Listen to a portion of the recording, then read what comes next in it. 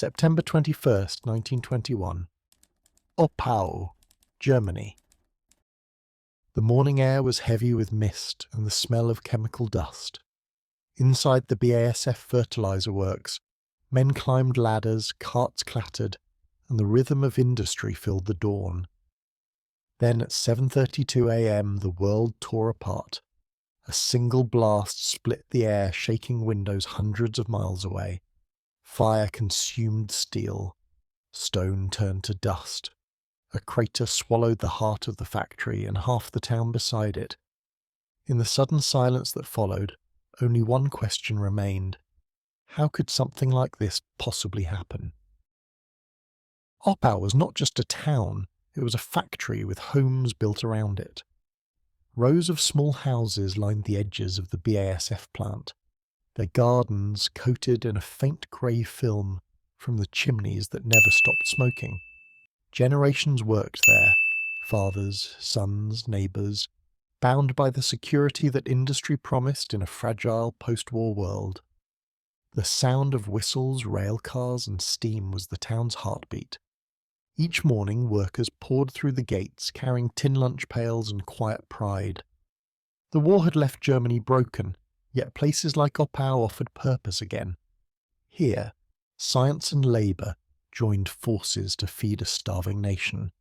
The people trusted the machines, the engineers, the chemistry that filled their fields with life.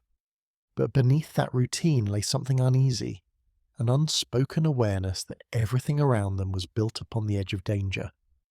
Powdered gases, volatile mixtures, and the ghosts of wartime explosives had simply been renamed as fertilizer. Still, life went on, because it had to. In Oppau, the factory wasn't just where you worked, it was where you lived, where you ate, where you prayed that tomorrow's shift would be the same as today's, a nation desperate to feed itself again. The end of the Great War left Germany hollow. Fields once rich with grain had turned barren under the weight of years without care. Millions faced hunger, and the nation's future depended on its ability to grow food again. Chemical fertilizer became the new hope, the alchemy that could turn poor soil into promise. Factories that once filled shells now filled sacks, their furnaces reborn for peace. Ammonium sulfate and nitrate, once the stuff of artillery, were blended into powders meant for the land. Engineers spoke of science as salvation. Politicians praised industry as the key to recovery. The BASF plant at Oppau stood at the forefront of this transformation, a towering example of progress wrestled from the wreckage of war. But desperation is a poor foundation for caution.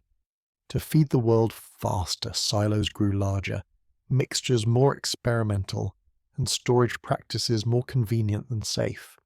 Farmers demanded supply, managers demanded efficiency, and chemists demanded results. The nation's hunger became an argument too powerful to question. The line between weapon and fertilizer blurred quietly, buried beneath the language of productivity. In Oppau, few asked where that line truly ended, until the day the ground itself answered. The dangerous blend that wouldn't stay stable. Inside the vast silos of the BASF plant, chemistry became both a marvel and a menace. The fertilizer stored there was a blend of ammonium sulfate and ammonium nitrate. Two compounds with opposing tempers. The first was calm, reluctant to react.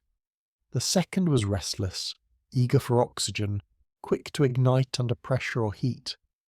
Together they formed a brittle union that hardened into thick crusts as solid as stone. Every few days the mixture refused to flow. Production slowed, wagons sat idle, and workers climbed inside with tools to break the caked fertilizer apart. At first they used picks and shovels. Then someone found that small dynamite charges worked faster. Engineers tested the explosions, assured management the blend was stable, and so the practice continued. By 1921, blasting hardened fertilizer had become routine. It was done hundreds of times before without incident. Confidence replaced caution, and the idea of danger began to fade. To the men who worked the silos, it was just another sound in the factory's rhythm, like the hiss of steam or the clank of railcars. Yet inside those towers, pressure and chemistry were quietly rewriting the rules of what was possible. The routine that became a ritual of risk. Repetition has a way of dulling fear. At Oppau, the explosions used to loosen fertilizer were so common they became background noise. Workers lit the fuses and stepped aside with the same calm they used to light a cigarette. Engineers had tested the mixture years before and declared it safe for controlled blasting, as long as the nitrate content stayed below a certain level. But records were uneven, and every new batch brought its own balance of chemistry. The warnings were there. In other plants, similar mixtures had shown flashes of volatility, but no disaster large enough to spark reform. Caution became paperwork, safety became assumption. The factory's leadership trusted its routine, and the workers trusted their experience. Each successful detonation made the next seem harmless. By late September 1921, Silo 110 had hardened again. The temperature was mild, the air dry, and the day ordinary in every way that mattered, except one. Unknown to the men preparing their charges that morning, the mixture inside had shifted just enough to betray them. The chemistry that had fed the nation was about to remind everyone that it had once served another purpose: destruction. The morning the earth turned to dust. The dawn of September 21st began like countless others in Oppau. A pale mist hung low over the Rhine plain, softening the shapes of chimneys and railcars. The air carried the faint tang of sulphur, the perfume of a town built from chemical dust. Just after 7, workers drifted toward the silos, the ground crunching beneath their boots. Some greeted the foreman with a nod, others simply fell into rhythm, the same motions they'd repeated for years. There was no sense that anything extraordinary was about to happen. Inside Silo 110, 2 men were assigned to break up a mass of hardened fertilizer that refused to flow. The storage bin, a towering structure of concrete and steel, held roughly 4,500 tons of material, a mountain compressed by its own weight. They drilled small holes into the crusted mixture, inserted dynamite cartridges, and tamped them into place. Around them the air was thick with dust, the kind that clings to hair, lungs, and clothing. The men had done this before. Everyone had. It was routine. Dangerous only in theory. At 7:32 a.m. the fuses burned low. The ignition was expected to release a dull thump, a quick puff of air, a scatter of broken fertilizer. Instead, the world convulsed. A blinding flash of white light erupted from the silo, followed by a roar that split the sky. In an instant, the factory, the town, and every quiet street in Oppau were hurled into chaos. The explosion tore a crater nearly 300 feet across and 60 feet deep. Whole sections of the BASF plant simply ceased to exist. Buildings were sheared off at their foundations, steel girders twisted like wire, freight cars overturned like toys. The shockwave rolled outward in every direction, levelling homes within a mile. In Mannheim, across the river, windows shattered in thousands. As far away as Frankfurt, people felt the ground tremble and thought an earthquake had struck. The air itself turned solid, a wall of pressure and debris that crushed lungs, shattered glass, and ripped roofs from beams. Dust rose in a boiling column that blotted out the morning sun, drifting miles into the sky. Within moments, the sound was replaced by something worse: silence, broken only by the groan of collapsing walls and the faint crackle of fire. Those who survived described the moment as being thrown into nothing. One man said he was lifted from the ground and carried across the yard before waking in a heap of rubble, his ears ringing, his body coated in grey powder. Another remembered seeing the river turn white with debris and chemical foam. Horses bolted through the streets, half blinded by the dust. Children on their way to school vanished beneath falling bricks. The air reeked of ammonia and smoke. Fires burned where pipelines had burst. Rescue whistles shrieked through the haze. only to be drowned out by the distant collapse of more buildings. Survivors stumbled through streets that no longer had names, calling for wives, sons, and co-workers who would never answer. At the plant's edge, one of the main warehouses had been thrown half a mile away. A row of rail cars carrying coal and sulphur was gone entirely, leaving behind nothing but twisted tracks and scorched earth. Telephones failed, and for hours no one outside Oppau knew what had happened. When word finally reached Ludwigshafen and Mannheim, officials sent trains loaded with doctors, soldiers and rescue equipment, only to find the station itself destroyed. The scale of the devastation was almost beyond comprehension. The explosion released the force of roughly 2,000 tons of TNT, the equivalent of a small wartime bombardment concentrated in a single instant. Nearly every building within a kilometre radius was damaged or destroyed. More than 500 people were dead. 2,000 more were injured, many with burns and broken bones. For those who crawled out of the ruins, the mourning stretched endlessly. Clouds of fertilizer dust still hung in the air, turning the sunlight pale and ghostly. People wandered in shock, faces grey with ash, clothing torn, eyes red from the chemical burn. They moved quietly, as if afraid to speak too loudly in case the earth decided to move again. The fires burned for hours, fed by the remnants of the plant's own materials. Cylinders hissed and burst, wooden beams folded in the wreckage of homes that had once lined the factory wall. Near the crater, rescuers found fragments of machinery fused into lumps of metal. Some pieces of the silo roof were discovered half a mile away. In the first few hours, no one understood how vast the destruction truly was. The landscape had been rewritten. Where once stood streets, houses and gardens, there was now a wasteland of ash and splintered timber. The shockwave had scoured everything clean, leaving only the crater, a silent reminder of the power that industry had unleashed upon itself. By midday, soldiers had begun erecting temporary shelters for the survivors.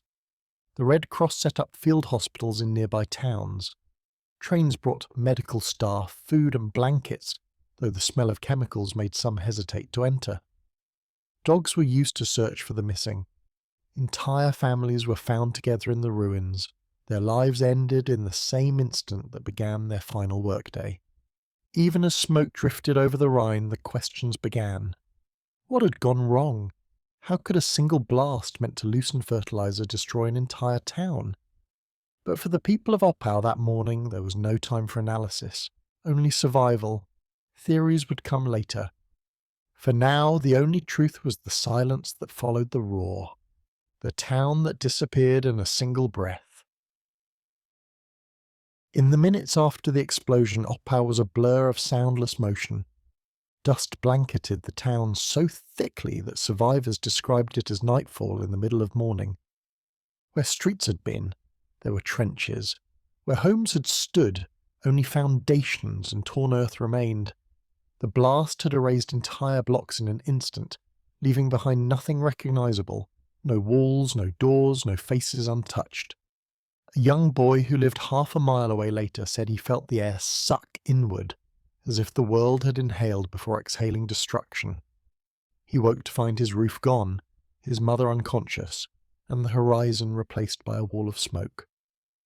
From Mannheim to Frankenthal, people stopped in their tracks. Church bells fell silent.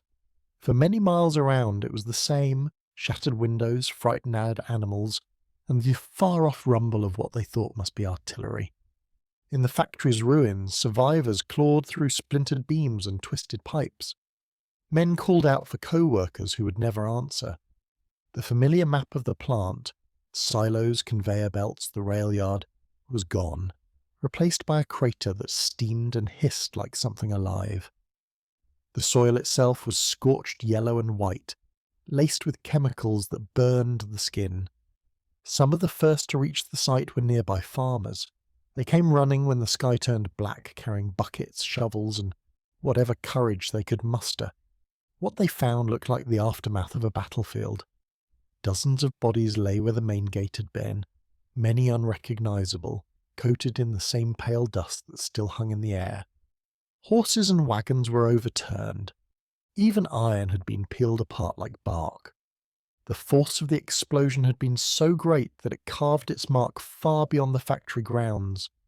In Ludwigshafen, across the Rhine, window glass had exploded outward. Roof tiles rained into the streets. The tremor had been strong enough to throw passengers from trams. At first, no one knew where it had come from. When the smoke rose over Oppau, they realized with dread that it was the plant. The fire brigade from Ludwigshafen was among the first organized response teams to arrive. They found the main road blocked by debris and rail cars. Every minute counted, but the sail of destruction made progress agonizingly slow. The air was sharp with ammonia and acid. Even breathing was a risk.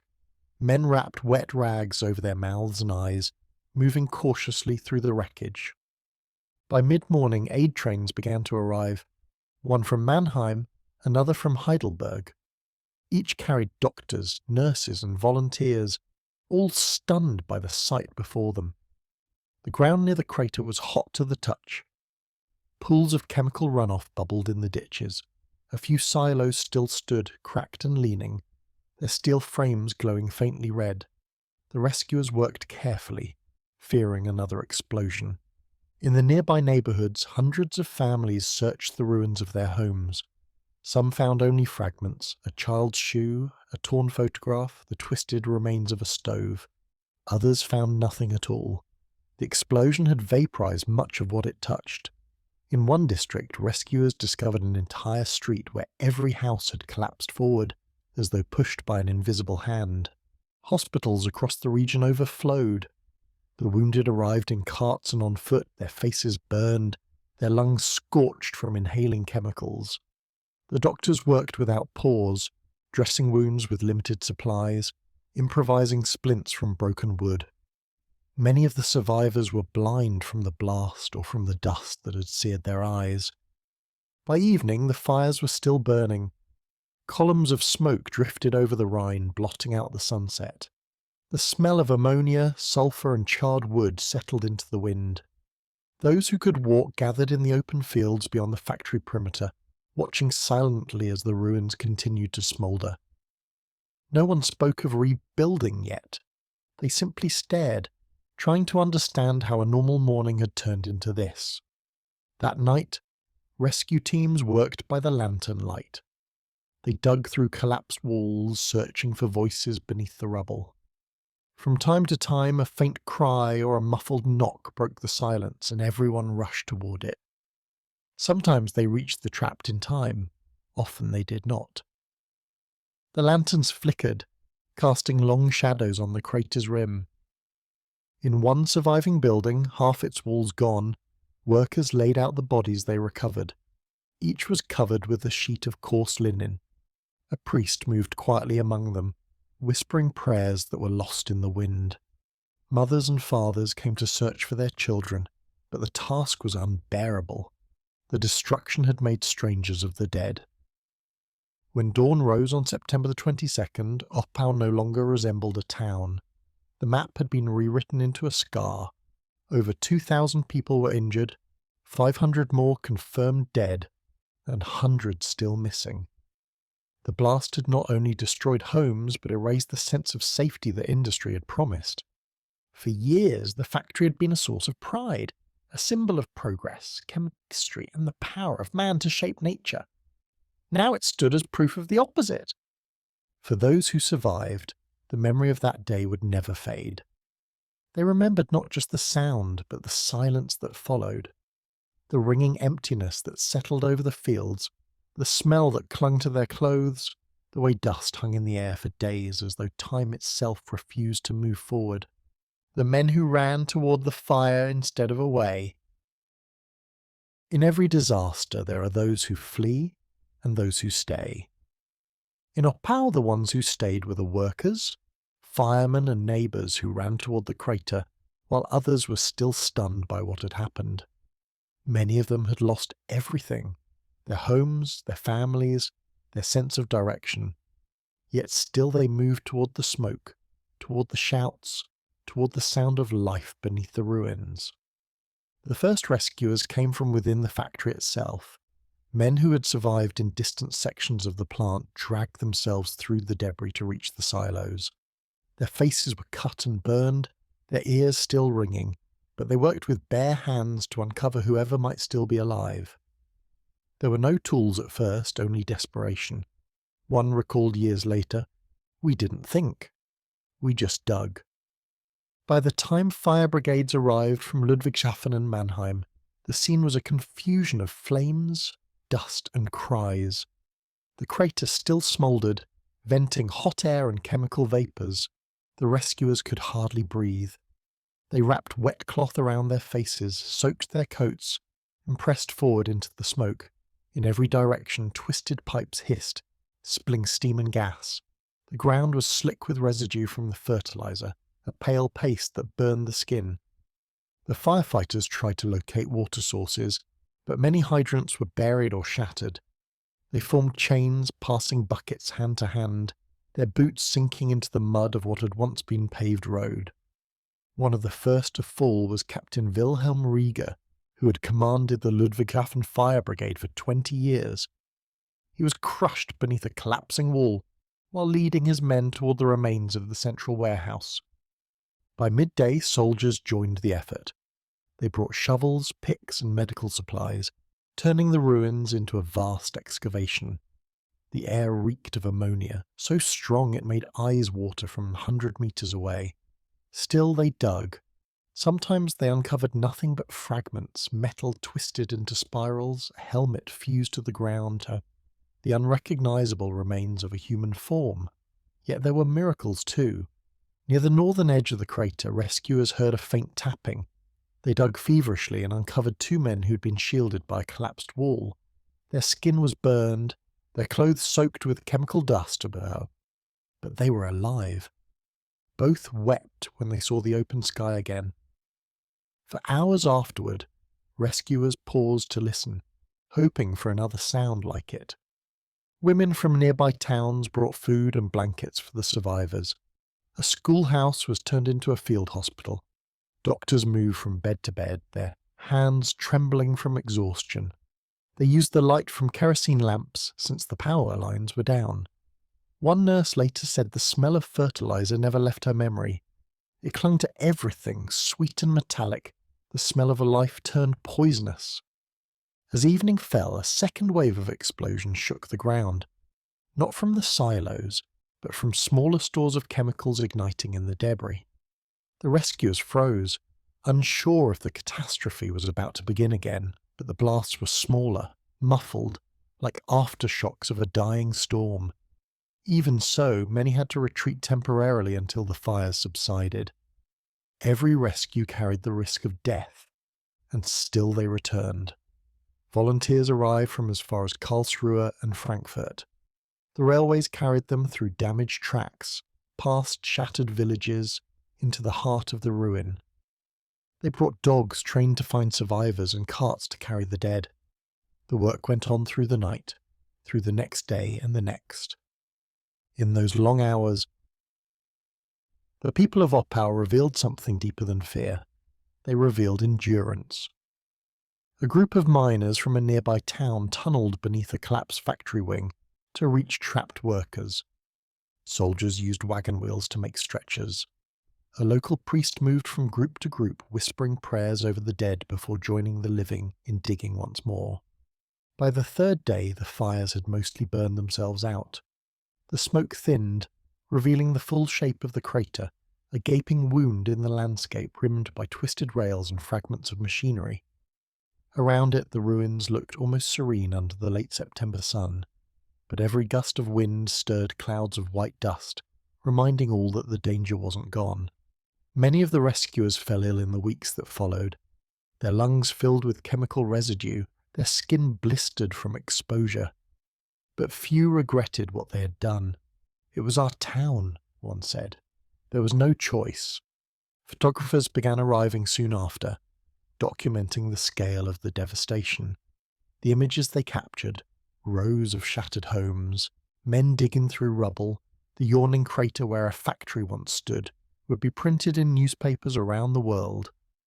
For the first time, the global public saw what modern industry could do when its power turned inward. In the chaos and the grief, there were small acts of humanity that no photograph could capture. A fireman giving his coat to a crying child. A mother refusing to leave the ruins of her home until her son was found. A group of labourers standing in silence at dawn, hats in hand, facing the place where hundreds of their friends had vanished. When the final fires were extinguished, Oppau was still smouldering, not with flame, but with memory. The rescuers had done what they could, but nothing could restore what had been lost.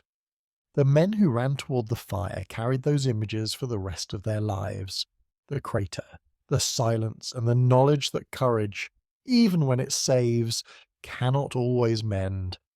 The search for answers in a crater of questions. When the smoke finally lifted, Oppau resembled the aftermath of a war. The ruins were silent except for the clatter of shovels and the coughs of men who had inhaled too much dust. Yet within hours, engineers, chemists, and government inspectors began to arrive, stepping carefully across the debris with notebooks in hand. The rescue work continued beside them, but another mission had begun, to understand how this had happened, and why. At first, the theories multiplied faster than the evidence.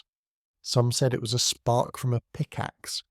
Others blamed friction from the drill used to insert the dynamite.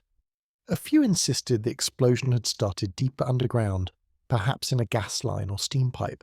The possibilities seemed endless, and the truth, hidden somewhere in that crater, was buried beneath tons of shattered earth. The investigators soon realized that the magnitude of the blast exceeded anything that could be explained by dynamite alone. The crater was too wide, the devastation too complete. What they were facing wasn't simply an industrial accident. It was a chain reaction. The dynamite charge, small and routine, had triggered something far larger. The violent decomposition of ammonium nitrate itself. Chemical experts from across Germany joined the inquiry. They studied the residue clinging to the wreckage, tested surviving samples from nearby silos, and reviewed the plant's records. What they found was troubling. Over the years, as BASF had refined its fertilizer mixtures, the ratio of ammonium nitrate to sulfate had quietly increased. The higher nitrate content made the product more effective for farmers, but also far more unstable when confined in large quantities. The company's engineers had once determined that blasting such a mixture was safe up to a limit, about 50% nitrate by weight. But no one had tracked each batch closely enough. Some silos likely exceeded that threshold, and because the product hardened into solid blocks, even minor changes in composition could create zones of extreme sensitivity. In other words, the very success of BASF's fertilizer, its strength, its efficiency, had made it deadly. The explosion was not the fault of one man or one spark, but of a culture that trusted procedure over chemistry, habit over doubt. The inquiry also revealed how the illusion of safety had become self-perpetuating. Workers had blasted the fertilizer nearly 20,000 times without catastrophe. Each success had been treated as proof that the process was sound. Each day that nothing happened pushed the memory of risk further into the past. We believed it was harmless, one foreman testified. We had no reason not to. Still, the survivors wanted more than chemical formulas. They wanted responsibility. Families crowded into the hearing rooms in Ludwigshafen, demanding to know who would answer for the dead. BASF executives expressed sorrow and insisted the explosion was an unforeseeable tragedy. Their tone was measured, their language technical, but to the people of Oppau it sounded like distance, the same distance that had separated the manager's offices from the men who lit the fuses.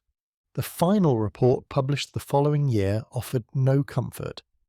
It concluded that the explosion had resulted from an unfortunate combination of circumstances: the composition of the mixture, the method of blasting, and the confinement of the material. No single cause, no single person to blame. It was officially an accident, but unofficially, many knew better. The signs had been there in the hardened walls of the silos, in the unexplained rumblings that workers sometimes heard, in the faint smell of nitric vapour that drifted through the yard on certain mornings. There had been warnings, small, almost polite reminders from chemistry itself, and they'd gone unanswered. In the months that followed, the cleanup continued. The crater became a grim landmark, visited by scientists, journalists, and grieving families. Wooden crosses dotted its rim, marking where bodies had been found. When the last of the debris was cleared, the pit was fenced off, filled slowly with soil and rubble from the surrounding ruins. A year later, grass began to grow over it. For a time, Oppau was famous. The world's newspapers carried its story. Engineers lectured on the dangers of ammonium nitrate. Cities issued new regulations for chemical storage. Yet as months turned to years, attention faded. Other headlines replaced it. New crises, new promises of progress. The crater sank into memory. But for those who lived through it, questions lingered. How could something designed to nourish the land destroy it so completely? What does progress mean when its instruments can erase a town in seconds? There were no satisfying answers, only the uneasy truth that industry's reach had outpaced its understanding. When the last inquiry official left Oppau, he paused at the site one final time. The ground was quiet, the grass pale green where the blast had once burned black. "We have learned," he said softly to a colleague, "but we will forget again." History, as it would prove, had a way of repeating chemistry's lessons the same way, through disaster, the lessons that industry promised to learn. In the aftermath, Germany vowed that nothing like Oppau would ever happen again. New safety regulations were drafted, chemical storage standards revised, and the use of explosives for fertilizer handling restricted by law. Engineers redesigned silos with ventilation systems, temperature controls, and strict monitoring of nitrate levels. On paper, the lessons were clear, but in practice, the world's hunger for fertilizer, for growth, for recovery, often drowned out caution. The chemical that destroyed Oppau was too useful to abandon. Ammonium nitrate could turn barren fields green, doubling harvests in countries struggling to feed their people. Its dual nature, both life-giving and lethal, was the price of modern agriculture. Factories continued to refine it, governments encouraged its use, and within a generation it became one of the most common compounds on Earth. BASF rebuilt its plant, smaller at first, then larger. By the mid-1920s, the site hummed again with production. Workers returned, drawn by necessity as much as loyalty. The company erected a monument to the dead, a simple stone obelisk near the site of the crater. Beneath it lay the remains of hundreds who had been vaporized in the blast, never to be named or identified. Elsewhere, nations took note of Oppau, but not always its warning. In France, in the United States, in the Soviet Union, factories stored thousands of tons of the same material under similar conditions. Some adopted safer methods, others relied on hope and routine, the same dangerous faith that had destroyed a town in Germany. By the time decades passed, history had already begun to echo. Texas City, 1947, Brest, 1947, Beirut, 2020. Each explosion traced its lineage back to Oppau, the same compound, the same chemistry, the same human overconfidence. Scientists wrote that ammonium nitrate was perfectly safe if handled correctly. But the truth, as Oppau had proven, was that correctly is a fragile word when profit and progress are at stake. And yet, amid the ruins, one lesson endured. Technology, for all its miracles, carries memory. Every factory, every formula, every chemical is a story written by human hands, and the lines between creation and destruction are drawn not in laboratories but in judgment. The people of Oppau paid for that line with their lives. Today their story remains in textbooks and plaques, remembered each September when the factory whistle falls silent for 1 minute. But silence, like memory, fades unless it is guarded. The men and women who died in Oppau did not die because of chemistry. They died because the world believed it understood it too well. The crater that still whispers beneath the soil. Today, nothing remains of the crater that once marked Oppau. The ground has been filled, levelled, and folded into the rhythm of modern life. Warehouses and offices now stand where the earth once yawned open. Trees grow in orderly lines, their roots pressing through layers of soil that were once laced with ash and sorrow. For those who pass by, it looks like any other industrial landscape. But beneath the surface lies a memory that refuses to rest. The survivors aged and faded, carrying the echoes of that morning until their final days. They spoke not of the explosion itself, but of what came after, the silence, the strange stillness that hung in the air as if the world were holding its breath. Many never left Oppau. They rebuilt their homes on the same ground that had nearly taken them, determined that life should not surrender to fear. In time the town healed, though it never forgot. Each September wreaths appear at the memorial stone near the plant. Children from the local school read the names of the dead, their voices quiet against the sound of wind moving through the trees. Few of them can imagine the violence that once tore this soil apart, yet the ritual endures, not out of habit, but reverence. For historians, Oppau stands as one of the earliest and clearest warnings of the chemical age. It marked the moment humanity learned that progress, when measured only by output and efficiency, can turn inward with devastating force. The fertilizer meant to feed a nation became, in a single instant, a weapon without an enemy. And still, the lesson bears repeating. Beneath every achievement lies the same fragile balance between ingenuity and humility, between what we can do and what we should. The earth remembers even when people forget.